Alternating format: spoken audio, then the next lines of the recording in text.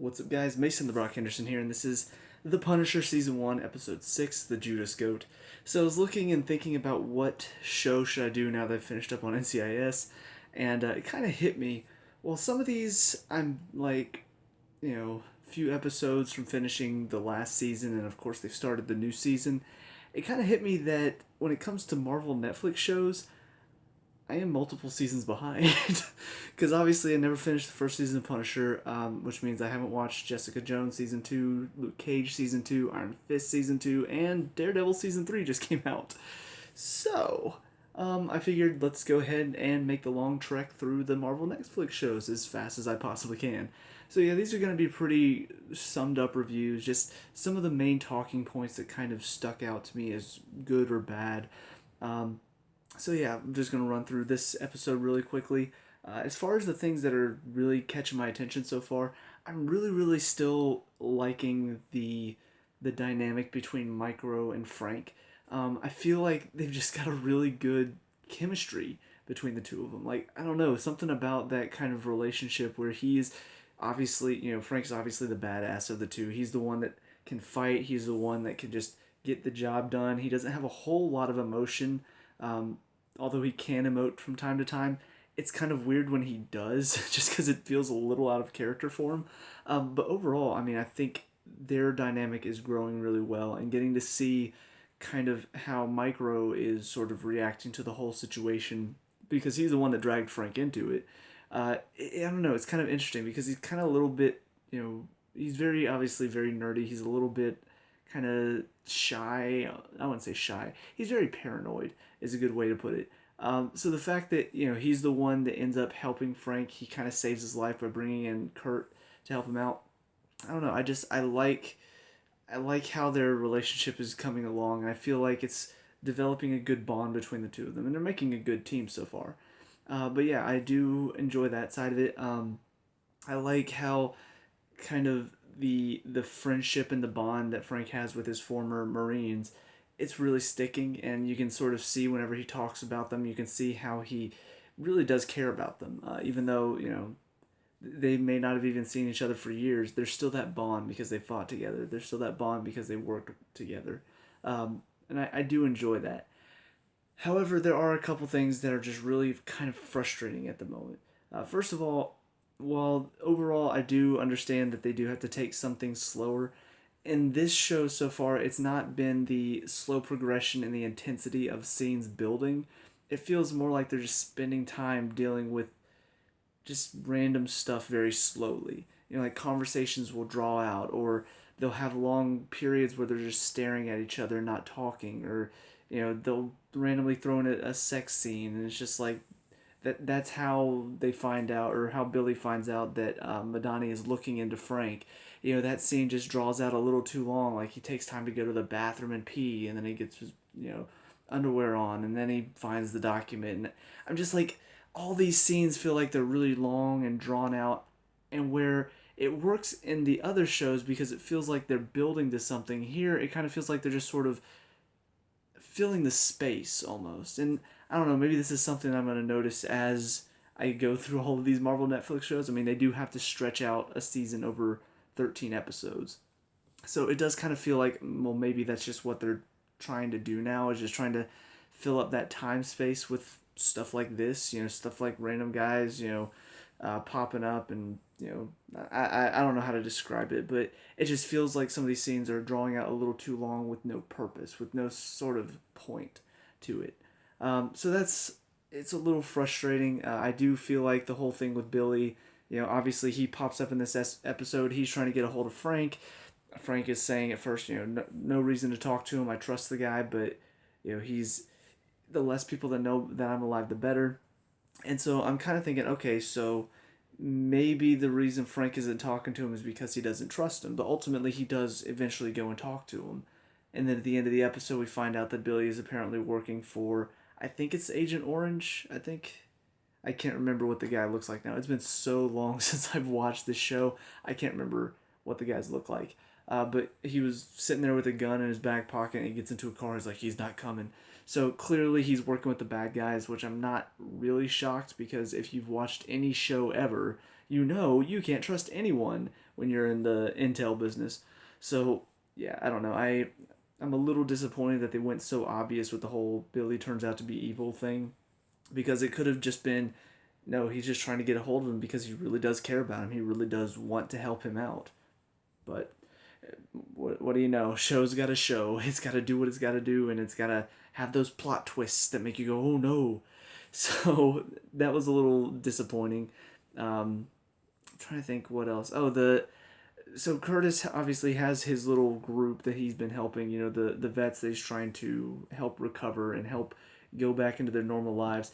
There's this random guy that pops up and he's talking about, hey, it's time to get back out there and blah blah blah blah blah. And Lewis, the young guy that's been a part of the group, I don't even remember his story honestly so far this season. I'm trying to remember what happened before now, but he's kind of get caught up in this whole thing, and they go to this courthouse to protest a teacher who brought a gun to school and is in the courtroom, and it's not really a protest. And honestly, I mean, the kid really doesn't do anything wrong. He doesn't say anything wrong. He just kind of says, "Look, I'm just standing here. We have these flyers we're passing out. That's about the only." And this cop is just like, "Oh, is that so? Oh, did you just reach for my gun? Oh, okay." And then takes him down. I'm just like, wait a minute. He really didn't do anything wrong. Like, I kind of expected him to kind of buck up to him a little bit, or maybe raise his tone of voice, but he really didn't. He didn't do or say anything wrong, and yet he ends up getting taken down. I'm just like, okay, so what exactly is the story here? Like, why? I mean, I know cops are corrupt and that whole thing, but it just seemed weird that he would do that for this random teacher. It wasn't like some sort of the cops being paid off to keep people out. I don't know. It just seemed very strange. And then Lewis finds out that the older guy is apparently lying about going overseas at all. And so he goes to his house to ask him about it. And the guy's just like, look, I don't remember what base I was at. I'm old. And so then Lewis, stabs him and kills him. I honestly don't know. This whole story feels kind of like filler because I don't know what it has to do with the Punisher. I don't know what it has to do with anything to do with his story. The best thing I can think of is maybe he's going to get caught up in whatever Billy's doing in his little group, because his group does seem a little shady.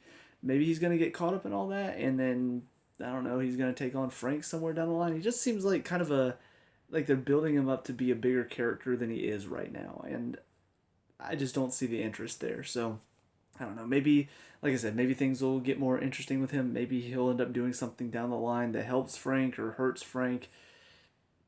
Not entirely sure, but as far as that's concerned, I think that's all for this episode.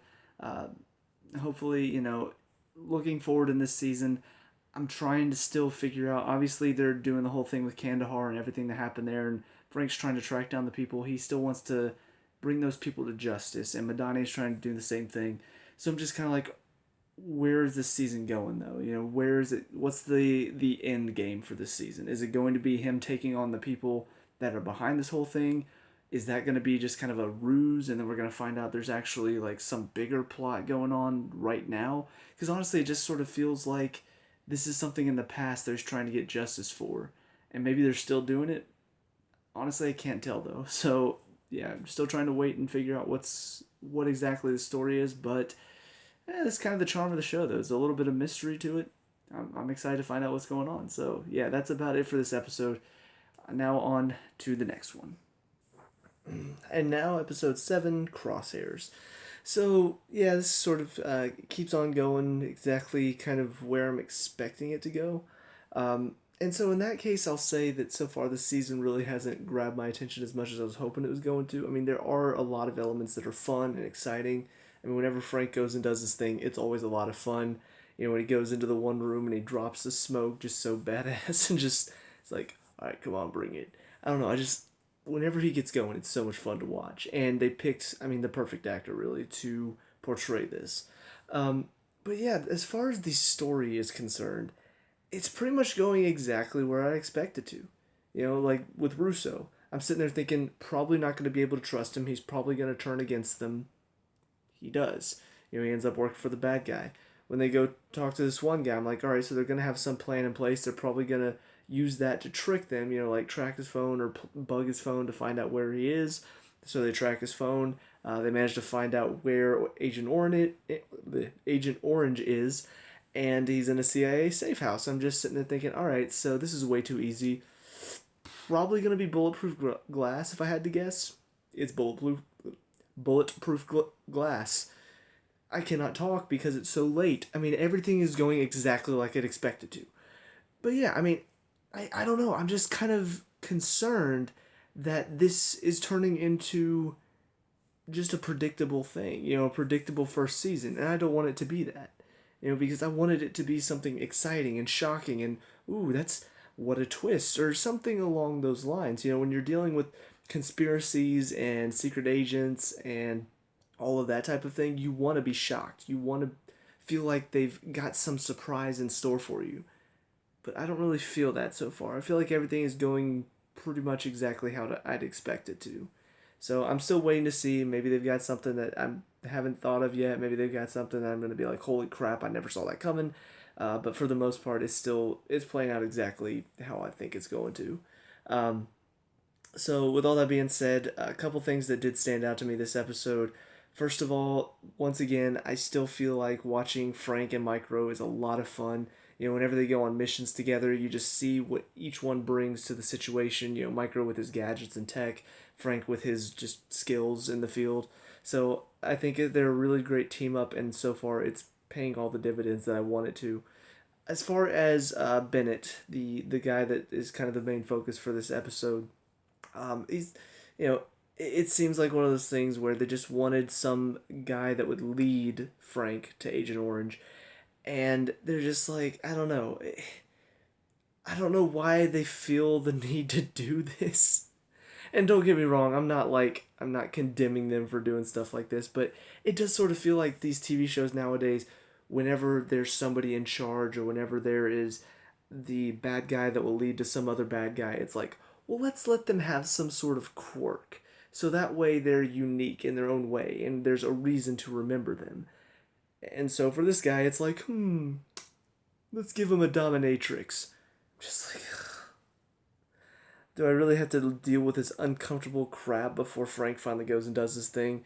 I will say it did lead to a very hysterical moment where Frank tells him to be quiet and he puts the ball gag back in his mouth. That did crack me up a little bit. But I don't know, it feels like they just sort of needlessly throw things like that into these shows that don't really contribute to anything. It's there for maybe a couple jokes, but overall it doesn't really lead to much. And like I said in the last episode, it feels like there are moments like that that just feel like filler. When she is telling him to lick the floor, when she's slapping him, around. I'm just like, this feels like it's just, oh, we need to extend this episode a little bit longer, so let's add in an extra minute or two of this. I'm just like, you don't really need to. It feels unnecessary, and while it can be funny sometimes, for this show, because it is so dark and it feels like it should be more serious. When you add in humorous moments like that, it doesn't really fit. So I don't know. Maybe that's just me. I may be the only one that feels that way, but that stuff like that just doesn't really interest me, and it just makes me feel like you're just padding your runtime pretty much. Um, what else in this episode? I'm curious to see when Frank is going to find out that Russo is working for the bad guy. I wondered if he already had his suspicions, which is why he didn't go meet up with him, but ultimately he does say to Micro at one point, Micro asks him, are you regretting not taking his deal? He says, no, I'm glad we're going to do this, and the deal's still going to be there after. So he still doesn't know that Russo is working for Agent Orange. I kind of wondered if maybe, because Russo was in the room and he was the only soldier that was smart enough to like turn off his laser sight, smart enough to figure out where he was, and even skilled enough to make sure that he got a shot off. So I kind of wondered if maybe he was going to be like, that there was something different about that guy, different from the other soldiers that were in there. But ultimately, he has no reaction to it. When they tracked the phone, there was no bug on it, so he didn't get to hear Russo's voice either. So I'm wondering if there's going to be a point where Russo finally, I guess, tries to take Frank down secretly, and then Frank manages to escape because of Micro's help, or if there's going to be a moment where Frank sees Russo with Agent Orange for some reason. I don't know. But I feel like it's going to be one of those two things. Either Russo makes a mistake and Frank catches it, or he's going to try to take Frank out, and Micro's going to save his life, and that's when they're going to realize that Russo's working for him.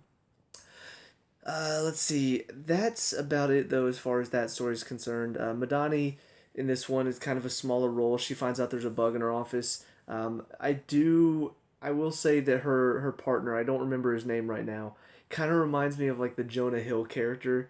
That I've seen I've seen Jonah Hill play this character before in a couple other movies, but he just feels like kind of like that quirky guy that's just there for, you know, just sort of the relief moment. That one character that's just there, and you're just like, I'm glad you're here, because he really does kind of just speak his mind and sort of speak the truth as well.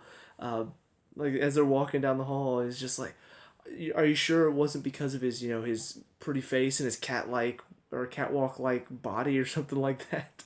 It's just like, what is that? What all people is like? Yes, we're all shallow. That's why pretty people run the world. I'm just like, he's not wrong. So I don't know, just kind of a little bit of breath of fresh air and breath of honesty into what is kind of a show about secrets and lies. So I'm wondering, does that mean he's probably going to die by the end of the show? I feel like probably. But yeah, he is kind of he's a nice little side relief.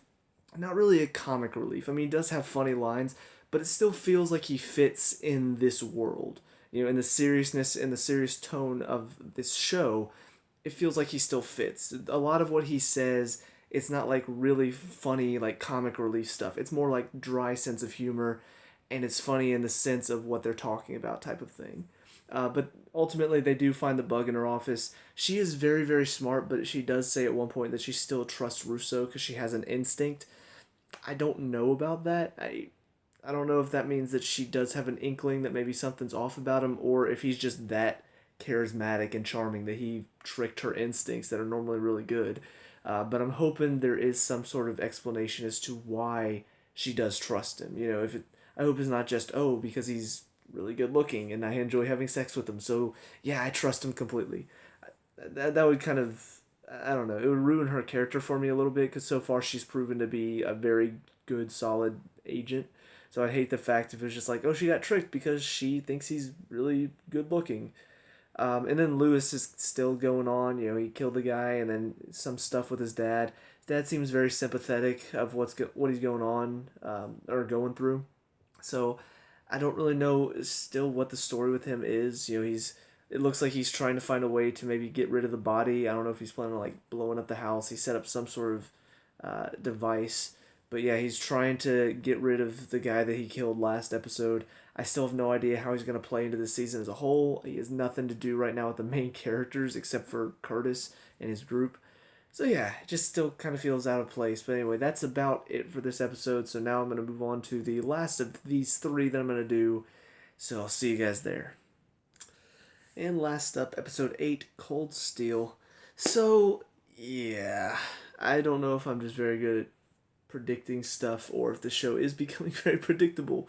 But yeah, just like I said in the last episode, I thought Sam probably wouldn't make it through this, and sure enough, he didn't. I didn't think it would come this early in the season. I thought it would be closer, maybe a couple more episodes down.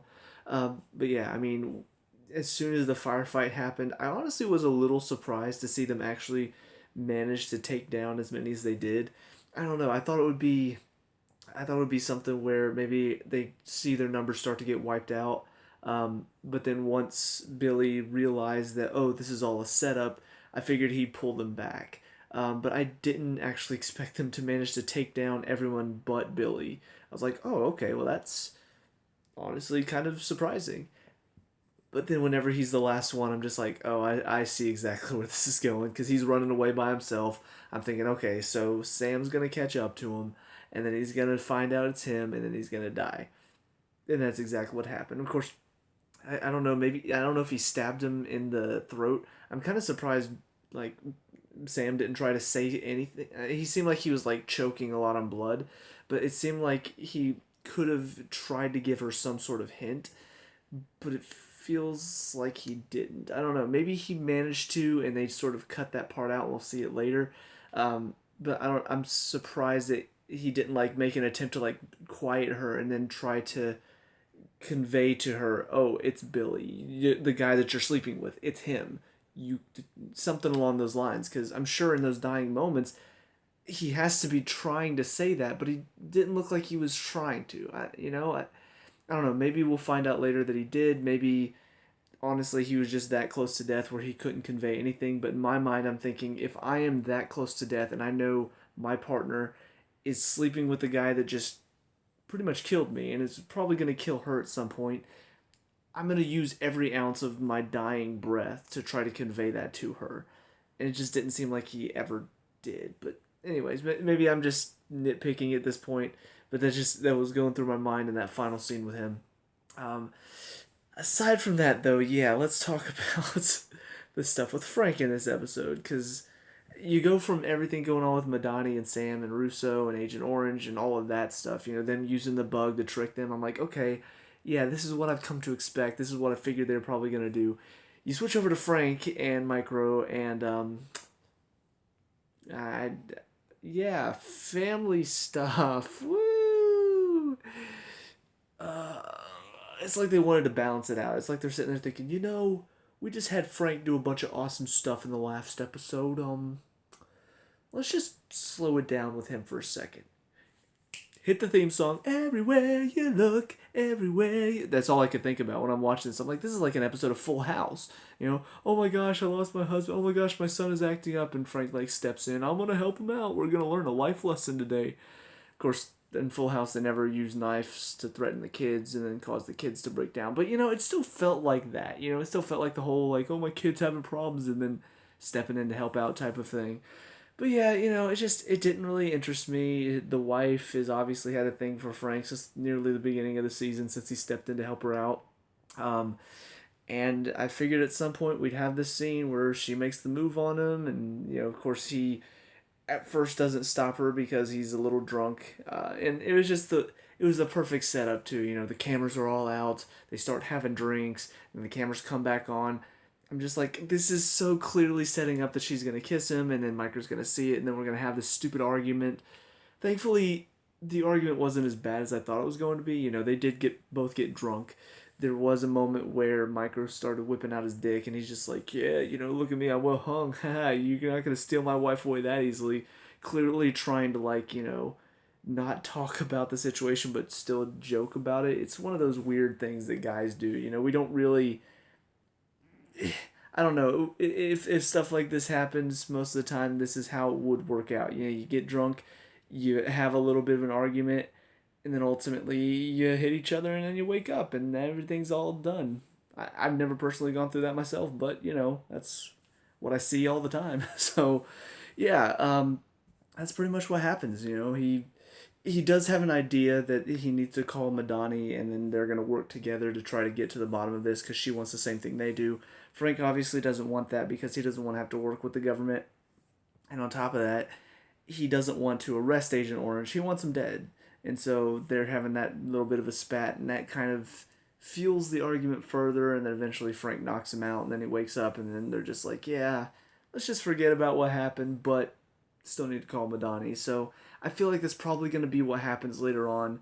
But, it just... everything that leads up to this point doesn't really feel necessary to me. It feels like it's just, once again, let's take a break from all the action to talk about family stuff, to talk about the family problems. And it doesn't get me going. It doesn't get me interested in the show. And like I said, I think, did I say this at the beginning of the review? I'm pretty sure I did. But whenever Frank has to do emotional stuff, talk to them like a human being, it really doesn't feel right, when he's talking to him, he still keeps the same voice. It just sounds like, I don't know how to describe it. It sounds like Batman, almost.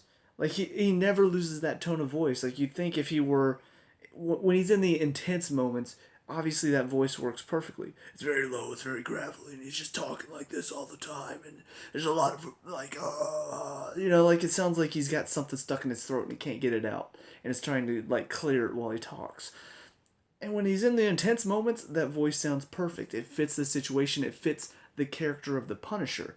But then when you put him in a situation like this, where he's talking to Micro's wife, or he's talking to his son, and he's trying to have these emotional conversations with them, he keeps that same voice, and it just sounds wrong. It doesn't fit in the situation. And I get the fact that okay, it's still his character. I mean, the voice is not him putting on a voice. That's just what he sounds like. Then don't put him in those situations because it doesn't feel right. So I don't know. They're obviously it's something they're doing. It's something they're trying to do because it's Micro is kind of his partner in the show, and so it's stuff that Micro's dealing with. And of course, we got to focus on that a bit. But having Frank have deal with those situations, having him hang out with the wife and the son, it just doesn't fit. It doesn't fit the rest of the show. It feels so out of place. When they're cutting back and forth between the Homeland Security setting up the stakeout for Billy and his crew, and then they cut back to him having a conversation with the son. It's such a drastic change. I get thrown for a loop every time. I'm just like, oh, like I feel like I'm getting whiplash from watching the show. Like it just hits the brakes really fast. So yeah, I mean, that's about all I can say for this episode. The story is still progressing about as I'd expect it to be. I figure at some point Madani and Frank will start working together. At some point they'll figure out Billy's involved. I still don't know when that's going to be. At the end of this episode, we still see Madani sitting in a bathtub covered in blood, and Russo's the one cleaning her off. So clearly she still hasn't lost her trust in him. Either that or she's faking it and making him think she hasn't lost her trust. If that's the case, great twist. I mean, it's something that, I mean, I'm still kind of predicting, but I'm not expecting. I'm not expecting that to be the case because I didn't see anything that would make me think that. It's just something that I'm hoping maybe they do, because then it would be interesting and it would be like, oh, she's smarter than she looks. Because like I said, last episode she said, oh, my instincts are really good, and yet she continues to trust this guy for seemingly no reason. So all that being said, those are my thoughts over these 3 episodes. Let me know what you guys think, and hopefully I'll be able to get caught up with the rest of the season in the next couple days. And then yeah, really power through all of these shows because I do finally have a little bit of free time after work. Yay, adult life. Awesome. Anyways, that's what I think. Let me know what you guys think. All that, leave a like and subscribe, all that good stuff. And I'll see you guys in the next episode. Peace out.